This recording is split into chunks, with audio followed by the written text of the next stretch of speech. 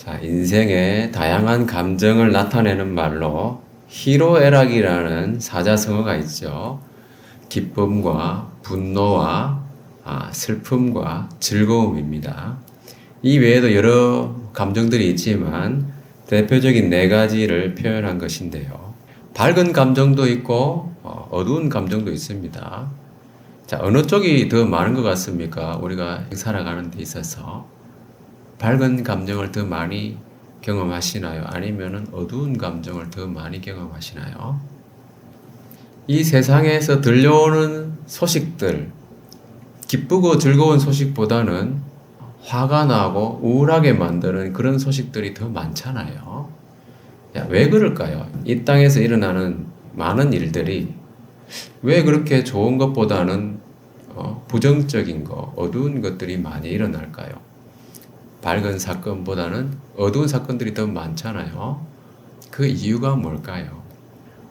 그 이유는요, 우리가 살아가는 이 세상이 본질적으로 어둠의 세상이기 때문입니다. 어둠의 세상이에요. 자, 그런데 오늘 본문에서는 온 땅이여 여호와께 즐거운 찬송을 부를지어다. 즐거운 찬송을 부를지어다. 이렇게 말씀하셨어요. 이 말은 영어 성경을 보면은 make a joyful noise 이렇게 되어 있고 NIV에서는 shout for joy 이렇게 되어 있거든요. 여러 단어로 되어 있습니다. 개역 개정판 성경에서는 즐거운 찬송을 부를지어다 이렇게 세 어조로 되어 있는데 실제 원문에는 한 단어입니다. 하리우라는 말인데 루아라고 하는 말의 사역 명령형 동사거든요. 이 말의 뜻은 깨뜨리다, 소리로 귀가 먹게 하다, 놀라거나 기뻐서 소리치다의 의미입니다. 그리고 이것은 왕의 행차 시에 백성들의 환호하는 모습, 특히 전쟁에서 이기고 돌아오는 개선하는 왕을 맞이하는 백성들의 크게 소리치는 모습을 표현하는 단어입니다. 자, 여기에 보면은 찬송이라는 말은 없잖아요. 그런데 우리 개역 개정판은 완전히 의역을 했죠. 그래서 두란노에서 나온 우리말 성경 같은 경우는 기뻐 외치라 이렇게 번역했고요. 새 번역은 환호성을 올려라 이렇게 되어 있습니다. 오히려 이런 것들이 더 타당한 번역이라고 하겠습니다. 그래서 1절은 두란노 버전을 참고해서 온 땅이여 여호와께 기뻐 외치라 이렇게 하는 것이 좋을 것 같습니다. 자, 여기서 누구에게 기뻐 외치라고 했습니까? 여호와께. 그리고 누구에게 그렇게 말하고 있습니까? 온 땅이여라고 그러잖아요. 조금 전에 이 온 땅은 어둠의 세상이라고 했잖아요. 요한일서와 에베소서 등 여러 말씀들을 보면 온 세상은요, 악한 자 안에 처해 있고 공중의 권세 잡은 자의 지배하에 있기 때문에 어둠이 짙게 깔린 땅입니다. 자, 그런데 이 온 땅을 향해서 즐겁게 부르라, 기뻐 외치라 라고 말씀하고 있잖아요. 역설적으로 들리지 않습니까? 이 온 땅은 모든 피조물들을 말하는 것이죠. 모든 피조물의 현 상태는 어떠한가? 조금 전에 말한 것처럼 어둠이다 보니까 이 땅의 모든 피조물은 허무한데 굴복하고 있습니다. 그 말은 썩어져 갈 수밖에 없다는 뜻이죠. 말 그대로 어둠에 쌓인 상태입니다. 이 썩어가는 어둠에 쌓인 모든 피조물들이 바라는 것이 있다면 뭘까요? 생명의 빛을 보는 것이죠. 21절에 보면 썩어짐의 종로로 타는 데서 해방되어서 영광의 자유에 이르는 것이 모든 피조물이 바라는 것이죠. 그래서 온 땅, 이 모든 피조물에게 기뻐 외치라고 한 것은 무슨 의미냐 하면 이제 그 때가 되었다는 겁니다. 이제는 썩어짐의 종노릇한 데서 해방되는 확실한 소망, 그 영광의 자유에 이를 소망을 가질 수 있게 되었다는 거죠. 왜냐하면 하나님의 나라가 임했기 때문이죠. 하나님 나라가 왔다는 것은 무엇을 의미합니까? 하나님의 통치권입니다. 여호와께서 다스리신다는 거죠. 그래서 여호와께서 다스리시는 왕으로서 행차하시니 모든 피조물이여 기뻐 외치라 이렇게 이야기하고 있는 겁니다. 자, 어떻습니까? 이 어둠의 세상에서 기뻐 외칠 만한 이유가 있지 않습니까? 왜냐하면은 여호와께서 다스리시는 왕으로서 오시기 때문이죠. 우리가 환호해야 되지 않겠습니까? 자, 여기서 우리가 우리의 삶을 돌아보면 좋을 것 같아요. 우리의 삶의 대부분은 평범한 일상들을 보내고 있잖아요. 자, 그 평범한 일상 속에서 감사할 것을 찾고 즐거움과 기쁨을 누리고 또 나누고 있습니다. 이것이 진정한 신앙생활이에요. 평범한 삶 속에서 감사하는 거예요. 기뻐하고 감사하는 거. 일상에서 얻는 잔잔하지만 기분 좋은 일들, 그죠? 찾고 하나님께 감사하는 겁니다. 그래서 우리는 어렵지 않게 이런 진정한 신앙생활, 기뻐하는 생활을 할 수 있는 거예요. 그런데 과연 우리가 평소에 이렇게 경험하는 기분 좋은 일들을 넘어서 이 말씀처럼 크게 기뻐서 외칠 만한 일이 얼마나 있는가 하는 겁니다. 이런 일들이 너무 자주 있지는 않겠죠. 자, 여러분들의 삶을 돌아보시면 어떻습니까? 환호할 만한 일이 있습니까? 기뻐 외칠 만한 일이 있었나요? 한번 돌아보시기 바랍니다. 지금까지 자기의 삶을. 저도 많은 사건들이 있었습니다. 기뻐 외쳤던 사건들, 기쁨과 감사가 충만했던 일들 참 많습니다만은 다 나눌 수는 없고 하나님께 영광 돌리는 마음으로 조심스럽게 몇 가지만 소개하겠습니다. 제 자랑한다는 오해는 없으시기 바랍니다. 자, 시간 순으로 한번 정리해 봤는데요. 중학교 2학년 때 처음 예수님을 영접하고 기쁨이 충만했던 그런 기억이 있고요. 또 사관학교에 합격 통지서를 받았을 때, 그때 기뻐 외쳤던 그런 경험. 그리고 성경을 읽거나 공부하면서 복음의 깊은 의미를 깨달았을 때, 그거는 자주 좀 경험했던 것 같아요. 그리고 군에서 중대장 시절에 체육대회 때 극적인 우승도 하고요. 또 준우승도 했었거든요. 근데 그게 너무나도 익사이팅 했었습니다. 그리고 결혼을 하게 되었을 때도 그랬던 것 같고, 사단에서 제가 근무할 때 워게임 훈련이 있었는데요. 이때 전무후무한 기록을 제가 세워가지고 참모총장의 표창을 받았었어요. 그리고 또 도저히 불가능해 보이는 상황인데 계약 관리라고 하는 과정으로, 저하고 아무 상관없는 과정이거든요. 과정으로 미국의 그 연수 기회를 받았을 때, 그리고 그 미국 교육 중에서 기적적인 경험으로 한국군 선배 장교들을 다 제치고 1등을 했었거든요. 그건 정말 기적이었어요. 그리고 이 외에도 뭐 저녁 후에는 개인적으로 이제 설교자로서 제가 설교를 준비하면서 말씀 연구하잖아요. 그때 배운 것들이 너무나 좋아가지고 그 말씀의 은혜와 진리로 충만했을 때, 그 외에도 그렇게 소리치면서 화날 만한 일은 아니었을지라도 감사한 제목들이 참 많았었죠.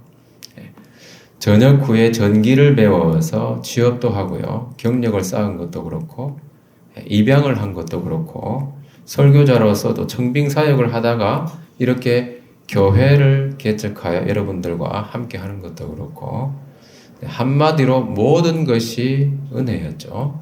여러 가지 사건을 통해서 기분 좋은 일도 많이 있었는데요. 이 중에서 제가 정말 기뻐 뛰며 외친 사건이 있다면 무엇보다도 승리를 경험했을 때였어요. 이 중에 보면은 이제 군대에서 중대장 시절에 체육대회에서 극적인 우승을 했을 때, 이 내용은 제가 다음 기회가 되면 잠깐 나눌 수 있겠습니다만은, 그때 부하장병들의 그 기쁨에 넘치는 행가래를 제가 받으면서 매우 즐거워했던 그런 기억이 있습니다. 자, 그런데 이 기뻐 외치는 경험은 우리 일상 속에서도 종종 경험합니다. 언제일까요? 여러분들 다 아마 많이 경험하셨을 거예요. 일상 속에서. 언제냐 하면 게임이나 스포츠 경기에서 자기가 응원하는 팀이 이기면은 여러분 환호하지 않습니까? 그죠? 예. 월드컵 축구나 뭐 그런 인기 종목들 득점을 하거나 극적인 역전승을 했을 때 갑자기 와 하는 그런 환호성이 터져 나오지 않습니까? 반면에 멋진 슛이 골대를 탁 맞고 넘어가거나 또는 홈런성 타구를 쳤는데 아슬아슬하게 파울이 되거나 그랬을 땐 아 하는 그런 탄식이 나오잖아요. 자연스럽게 터져 나오는 거잖아요. 그죠? 예. 환호하거나 그런 탄식하는 모습을 주변에서 어렵지 않게 볼 수 있습니다. 자, 그런데 단순히 이런 게임이나 스포츠에서의 승패는 잠깐 기쁘거나 슬프고 나면 그만이잖아요. 그런데 실제 전쟁 상황에서 승패를 다투어야 된다면 어떨까요? 말 그대로 그것은 목숨을 걸고 싸워야 하는 그런 상황이잖아요. 전투에서 싸워야 하는 군인들이라면은 이 승패의 문제라고 하는 것은 아주 심각한 문제잖아요. 그리고 그 국가의 전망이 걸린 문제입니다. 국가 간의 전쟁이라고 하는 것은. 그래서 그 전쟁에서 이긴 왕이 돌아오면 환영하는 개선식에서 외치는 백성들의 그 환호 소리 한번 상상을 해보세요. 그 소리 어떻겠습니까? 이야 하면서 기뻐 외치지 않겠습니까? 그때 환호하며 즐겁게 소리치는 장면, 그것을 묘사하는 단어가 바로 오늘 본문 1절에 나오는 루아라고 하는 단어입니다. 그런데 그렇게 개선하는 왕, 우리의 왕 여호와는 어떤 분인가 하는 겁니다. 오늘 본문 3절에 보면은 여호와께서 우리 하나님이시라고 했는데 이건 참 중요한 의미가 있는 거죠. 이 세상에 많은 사람들이 섬기고 절하는 그런 신들이 있잖아요. 그 대부분의 신들은 피조물들이잖아요. 그죠? 그 사람들이 목석으로 만든 우상에 불과합니다. 사람들은 자기가 만든 목석을 섬기거나 또는 자기가 생각하는 어떤 이상적인 것, 특정한 이상을 숭배하는 거잖아요. 그러나 하나님은 뭡니까? 정말 창조주 하나님이시고 스스로 계신 분이라는 거예요. 그 여호와 하나님이 바로 우리의 하나님이시라는 것을 알아야 한다는 겁니다. 그래서 그분을 구체적으로 그분은 어떤 분인가 나와 있잖아요. 우리를 지으시니다. 하나님은 바로 우리를 창조하신 분, 지으신 분이라는 거죠. 따라서 우리를 가장 잘 아시겠죠. 나 자신보다도 더 잘 아시는 분. 그죠? 나의 과거도 제가 기억하지 못하는 거 있잖아요. 그죠? 우리가 스스로 기억하지 못하는 것 하나님 다 알고 계신 거예요. 그 현재 상태도 아시고 또 미래도 아십니다. 나의 약점도 아시고 필요한 것 무엇이 필요한지 다 아신다는 거예요. 그분이 바로 우리의 하나님이시라는 거. 그래서 그 다음에 나온 뭡니까? 그의 것이라고 그랬잖아요. 그의 백성. 그래서 그 하나님의 우리가 속해 있다고 하는 거. 그죠? 그 속한 백성이잖아요. 자, 우리가 우리를 지으신 여호와 하나님께 속한 백성이라고 하는 거 어떻게 생각하십니까, 여러분? 우리가 하나님께 속했다고 하는 것이 좋은 일입니까? 안 좋은 일입니까? 그게 좋은지 안 좋은지는 내가 속한 그분이 어떤 분인가에 따라서 좋은 일인지 안 좋은 일인지 달라지는 거잖아요. 어느 편에 속할 것인가. 그죠? 이기는 편에 속하면은 그 좋은 일이잖아요. 지는 편에 속한 것은 안 좋은 일이라는 겁니다. 자, 아까도 말했지만은 이 전쟁이라고 하는 국가 전망이 걸린 사업에서는 지휘관의 역할이 정말 절대적이죠. 거의 절대적입니다. 여러분 혹시 그 밴드 오브 브라더스라고 하는 그 실화를 바탕으로 한 드라마 혹시 보셨나요? 거기 보면은 2차 세계대전 때 유럽 전장에 투입되는 그 미군 부대 중에서 이지 컴퍼니 그 중대가 있었는데요. 그 중대가 훈련을 받는 과정에서 이 캡틴 소블이라고 하는 이 중대장이 훈련을 하고 있는 중에 지휘를 잘못해가지고 길을 잃었어요. 그죠? 그래가지고 부대원이 몰살을 당하는 상황이 발생했거든요. 이런 상황 속에서 지금 이게 지적받고 있는 장면인데 부대원들이 이 상황에서 이 중대장 데리고 중대장하고 같이 전쟁터에 갔다가는 다 죽겠다 싶은 거예요. 그래가지고 어떻게 했습니까? 중대장을 바꿔달라고 그랬잖아요. 그래가지고 중대장이 결국 당시에 중위였던 윈터스라고 하는 사람이 이지 컴퍼니의 중대장이 되어가지고 실전에서 전과를 올리고요. 미군 역사의 교과서적인 그런 중대가 되었습니다. 그래서 이 보면은 실제 모습하고 연기했던 사람의 모습 이렇게 나와 있는데요. 자, 여러분 실제로 군 생활을 하다 보면은 병사들뿐만이 아니라 이 장교나 부사관들 사이에서도 지휘관이 누구인가 하는 아주 중요한 관심사였어요. 그래서 무능하고 또 무책임한 지휘관에게 속한 부대 장병들은 그때 뭐 그런 얘기 속된 말로 하는 말이 뭐냐면 한마디로 죽었다고 목청하는 그런 상황이었다는 거예요. 또 반면에 유능한 지휘관에게 속한 부하 장병들은 어떻습니까? 그 부대가 자주 이기고 성과를 내잖아요. 그러니까 그 부대에 돌아가는 혜택이 많은 거예요. 실제로 전쟁에 이기면 그러면 어떤 결과가 있겠습니까? 적을 굴복시켜서 얻는 결과라고 하는 것은 생각보다 엄청나게 많은 거죠. 옛날에는 특히 그랬습니다. 자, 베드로후서 말씀을 보면은 누구든지 진 자는 이긴 자의 종이 된다고 했습니다. 전쟁에서 이기면은 적국을 지배하면서 얻는 것이 많습니다. 승리에 따르는 기쁨 외에도 수많은 전리품들이 있잖아요. 그래서 전쟁에서 이기고 돌아오는 왕을 환영할 때 보무당당하게 개선한 그 왕의 행차에는 그 나라 시민들이 큰 소리를 지르면서 환호하기 마련이죠. 그래서 이 말씀처럼 이렇게 모든 피조물, 온 땅의 피조물에게 소리치라고 명령하고 있는 겁니다. 자, 왜냐하면 그 왕이 항상 이기는 분이라는 거죠. 그죠? 이 말씀에 보면은 뭐라고 되어 있습니까? 다 같이 읽어보겠습니다. 시작.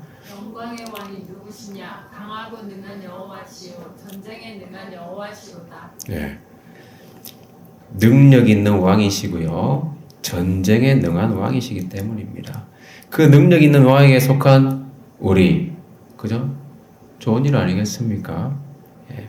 그래서 우리가 그의 것, 그의 백성이란 말은 좋은 말이라는 거예요. 그리고 맨날 패배하는 왕이 다스리는 그 나라 백성들은 얼마나 피곤하겠습니까? 자, 우리는 그래서 전쟁에 능한 여호와께 속한 백성이라고 하는 사실 기억하시고 자주 기뻐 외치는 저와 여러분 되시기 바랍니다. 자, 그런데 이런 의문이 생길 수 있잖아요. 전쟁에 능한 왕이 평소에 백성들을 통치할 때도 그러면 평안하게 다스리겠는가? 어떻습니까, 여러분? 자, 통상 왕이 행차하거나 개선할 때는 여기 있는 그림처럼 백마를 타고 오는 경우가 많잖아요. 백마를 타고 오는 왕이라고 하면 전쟁은 잘하는데 만약에 통치 방식이 강압적이거나 그러면은 그 나라 국민들은 행복하지 않을 것 같잖아요. 자, 그런데 우리 왕은 어떤 분인가 보면은 내 왕이 내게 임하시나니 공의로우시며 구원을 베푸시며 겸손하여서 나귀를 타신다. 그죠? 나귀를 타고 오시는 분이라는 거예요. 자, 이 말씀은 스가랴 말씀인데 500년 정도 후에 정확하게 예수님이 예루살렘에 입성하실 때 성취된 말씀이죠. 그래서 마태복음 말씀에 보면은 제자들이 나귀 새끼를 끌고 왔잖아요. 예수님께서 그 위에 타셨습니다. 그 뒤에 보면은 무리가 소리를 높여서 외쳤잖아요. 호산나 하고 외쳤습니다. 예수님은 백마를 타고 오신 분이 아니라 겸손하게 나귀를 타고 예루살렘에 들어오셨다는 거.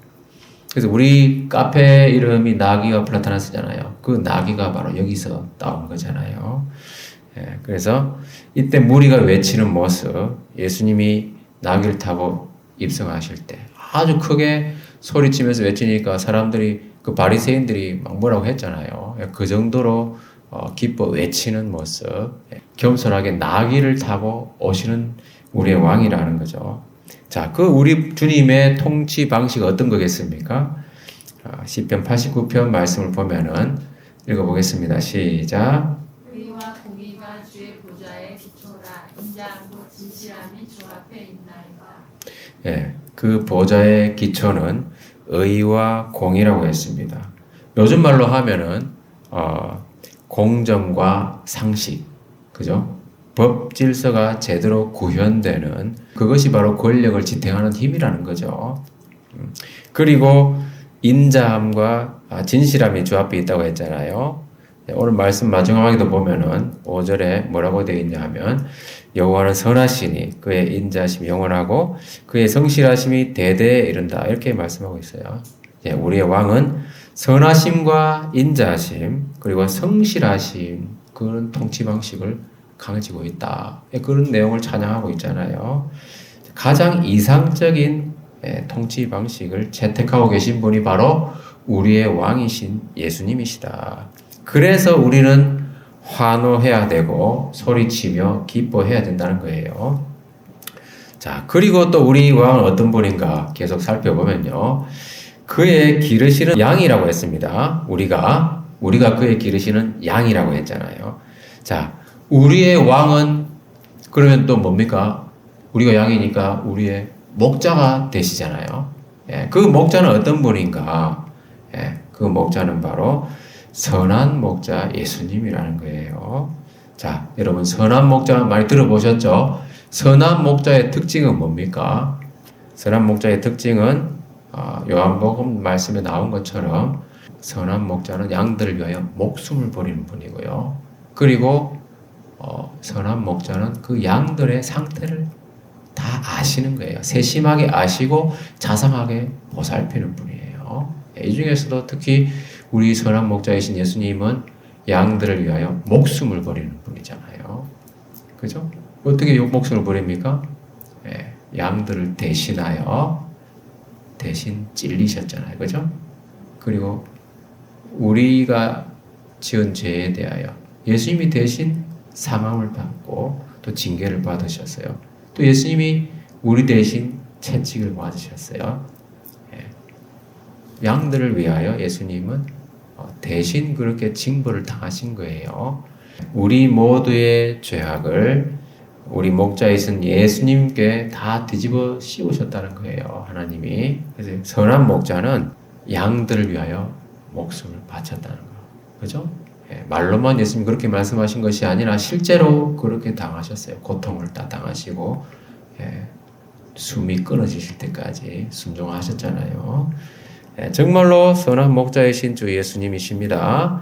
그러니까 우리는 즐거이 소리쳐야 된다는 거예요. 자, 기뻐 외칠 이유가 참 많지 않습니까? 자, 그래서 사람들이 여러분 일반적으로 가장 기뻐 외칠 때 어떻게 합니까? 가장 기뻐 외치는 소리 어떤 소리가 주로 나옵니까, 여러분? 자, 이 질문 다르게 표현하면 가장 벅찬 기쁨을 표현하는 단어가 있다면 뭘까요? 자, 여러분은 어떻게 합니까? 벅찬 기쁨의 감정을 표출하고자 할 때 뭐라고 외칩니까? 와, 야 이렇게 하잖아요, 그죠? 그리고 그거를 좀 더 이렇게 점잖게 쓰면 뭡니까? 야호 이렇게 하지 않습니까?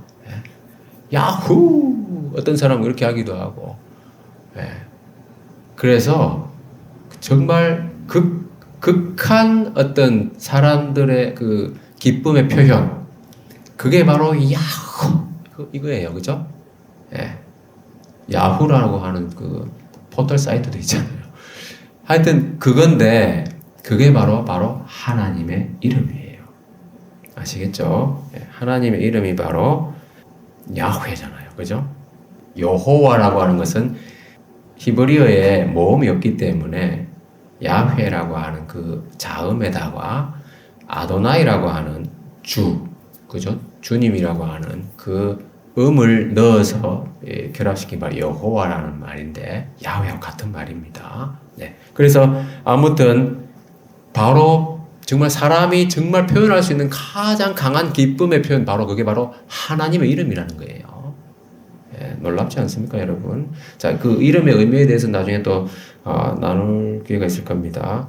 그래서 오늘 본문의 1절 말씀은 그 의미를 생각했을 때 이렇게 풀어서 표현할 수도 있겠다. 자, 온 땅이여 야훼께 야훼하라.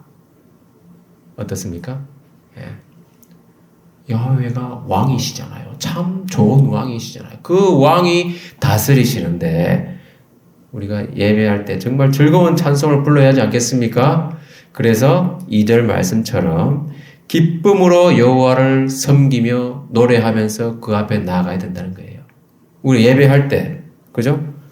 우리 예배 순서에도 보면 앞부분에는 주로 하나님을 찬양하는 그런 영광을 찬양하는 노래를 부릅니다. 그죠? 그때 여러분 정말 마음을 담아서 기쁨으로 부르시기 바랍니다. 하나님을 정말 높여드려야 되지 않겠습니까? 왕이 행차하시는데 가만히 있으면 안 되잖아요. 근데 여기서 섬긴다고 했잖아요. 자, 이 섬긴다는 말이 뭐냐 하면은 아바다라고 하는 것인데 노예가 주인을 섬길 때 그 표현이에요. 근데 이런 섬김에 있어서 기쁨으로 섬긴다고 하는 것이 여러분 좀 말이 됩니까? 좀 역설적이잖아요. 그죠? 이 부분도. 그러니까 어떻게 우리가 기쁨으로 주인을 섬길 수 있겠는가? 조금 전에 본 것처럼 우리 주인이신 예수님은 겸손하신 분이잖아요. 나귀를 타고 오신. 그래서 이 실제로 예수님은 잡히시기 전날 밤에 무슨 일을 하셨습니까? 제자들의 발을 씻으셨잖아요. 주인이 오히려 종들을 섬기셨어요. 우리의 주님은 이런 분이라는 거예요. 지금도 우리 주님은 우리에게 필요한 것들 다 공급해 주시면서 우리를 섬기고 계신다는 거예요. 그러니까 우리도 기쁨으로 주님을 섬길 수 있지 않겠습니까? 그리고 우리 본문 4절에 보면은 감사함으로 그의 문에 들어가라 이렇게 말씀하고 있어요. 자, 하나님께 나아갈 때 감사함으로 그 문에 들어가는 겁니다. 자, 그의 문이라고 하는 것은 성전문을 의미하는데요. 이 성전에는 성전뜰을 향해 들어가는 문도 있고 성소에 들어가는 문도 있습니다. 궁극적으로 이 문이라고 하는 것은 하나님 앞에 나아가는 문, 지성소로 들어가는 문을 말하는 거예요. 그런데 여러분 아시다시피 지성소에는 원래 아무나 들어갈 수 있는 그런 문이 아니잖아요. 1년에 한 차례씩 대제사장이 피를 가지고 들어가는 그런 문인 거예요. 그런데 우리의 대제사장이신 예수님이 동물의 피가 아니라 자기 피로 영원한 속죄를 이루시고 성소에 들어가셨다. 하늘 성소에 들어가신 거잖아요. 이 얼마나 감사한 일입니까? 예수의 피를 힘입어 우리는 성소에 들어갈 수 있다고 하는 거 정말 감사하지 않습니까? 그러니까 우리가 그 문에 들어갈 때는 감사와 찬송을 드리면서 나아가는 것이 마땅하다는 거예요. 자, 말씀 마무리하겠습니다. 자, 우리는 하늘나라에 속한 시민으로서 항상 기뻐할 수 있는 여러 이유들이 있다고 지금 이야기했잖아요. 자, 이 말씀들을 토대로 해가지고 항상 기뻐하며 감사하고 또 항상 그렇게 하나님을 예배할 수 있길 바랍니다. 그리고 우리는 하나님 나라의 국민임과 동시에 또 이 땅에 사는 대한민국의 국민이잖아요. 그렇죠? 자, 그래서 우리가 여기 이 부분에 있어서 좀 심각하게 고민해 봐야 될 것이 있다는 거예요. 뭐겠습니까? 자, 국가적 관점에서 기뻐 외치는 경험. 조금 전에 우리가 이야기했지만은 전쟁을 해가지고 이기면은 그 나라 백성들이 엄청 기뻐하고 왕의 행차를 환호하면서 축하하고 그렇게 환영을 했잖아요. 그죠? 그러면 지금 우리가 이 시대에서 그런 상황을 만들기 위해서 전쟁을 해가지고 이겨야 될 것이냐? 어떻게 생각하십니까? 그렇지 않습니다, 여러분. 오늘날 시대는요, 옛날하고 다르잖아요. 전쟁을 하는 것보다 평화를 지키는 것이, 얻는 것이 더 많습니다. 전쟁을 해가지고 이겨서 얻는 것보다 전쟁을 안 하고 평화롭게 있는 것이 훨씬 많다는 거예요. 지금 전쟁은 무조건 손실이에요. 피로스의 법칙이라고 해가지고 전쟁을 해가지고 5번 이기면요, 그 나라는 망한다고 그랬어요. 그래서 이웃 나라들하고 평화로운 관계를 유지하면서 안으로는 공정과 상식이 통하는 정의로운 사회를 만들고 밖으로는 국익에 맞는 그 외교를 잘 해야 나라가 부강해진다고 하는 겁니다. 자, 그런 나라에 속했다면은 자부심이 생기지 않겠습니까? 자, 우리가 사는 대한민국이 그런 나라가 되도록 우리가 기도하고, 반면에 부정부패가 판을 치고 공정과 상식이 통하지 않고 법 질서가 무너진 나라에 살게 되면, 그죠? 그 나라는 미래가 없는 거잖아요. 그런 나라에게 과연 기뻐 외칠 기회는 무엇일까요? 지도부가 부패했을 때, 악인이 정권을 잡아서 자기 마음대로 할 때, 그 나라 백성에게 여러분 기뻐 외칠 수 있는 기회가 있겠습니까? 자, 한번 말씀을 읽어보겠습니다. 다 같이 시작. 의인이 형통하며 성읍이 즐거워하고 악인이 패망하며 기뻐 외치는 자, 여러분, 의인이 형통할 때의 즐거움과 악인이 패망할 때의 기뻐 외치는 거, 자, 어느 쪽의 기쁨이 더 커 보입니까? 네, 기쁨의 강도가 분명히 좀 다른 뉘앙스를 느낄 수 있지 않아요? 예, 그게 인간의 심리입니다, 여러분.